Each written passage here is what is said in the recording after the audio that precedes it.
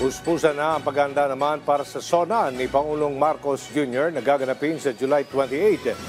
Nagkaroon naman ng pulong ang mga opisyal ng Kamara, Senado at Malacanang para sa paghahanda. Si Mela Las Moras sa Sentro ng Balita Live.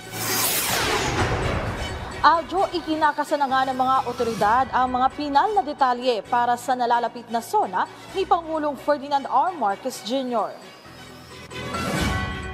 Bandang alas 10 ng umaga kanina nagsimulang mag-inspeksyon dito sa iba't ibang panig ng Batasan Complex ang mga kinatawan ng House Legislative Security Bureau kasama ang Presidential Security Command at Philippine National Police. Ito ay bilang paghahanda sa nalalapit na ika-4 na State of the Nation Address ni Pangulong Ferdinand R. Marcos Jr. na gaganapin sa July 28.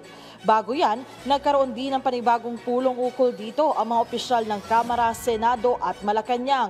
Bukod sa karaniwang paghahanda, hinimok ni House Secretary General Reginald Velasco ang Presidential Communications Office na magkasari ng mga hakbang laban sa fake news na maaaring iugnay sa SONA.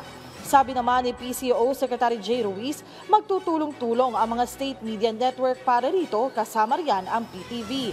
Binigyan din niya na mahalagang maipaabot sa ating mga kababayan ang tamang impormasyon ukol sa SONA, kaya't may mga inihanda na silang hakbang para rito. Sa panig naman ng Senado, tiniyak din ng mga kinatawan nito na handa silang makipagtulungan sa lahat ng hakbang para sa ikabubuti at ikagaganda ng okasyon.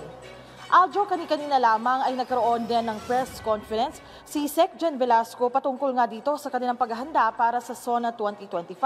Anya tuloy-tuloy yung kanilang magiging pagpupulong ukol nga sa okasyon at ang pamimigay din nila ng imbitasyon para sa SONA 2025. Sabi ni Sec. Gen. ay nag-abiso na ang Office of the Vice President na hindi makakarating si Vice President Sara Duterte sa okasyon, pero maglalaan pa rin sila ng upuan para sa kanya sakaling magbago ang kanyang isip. Aljo? Maraming salamat, Mela Las Moras.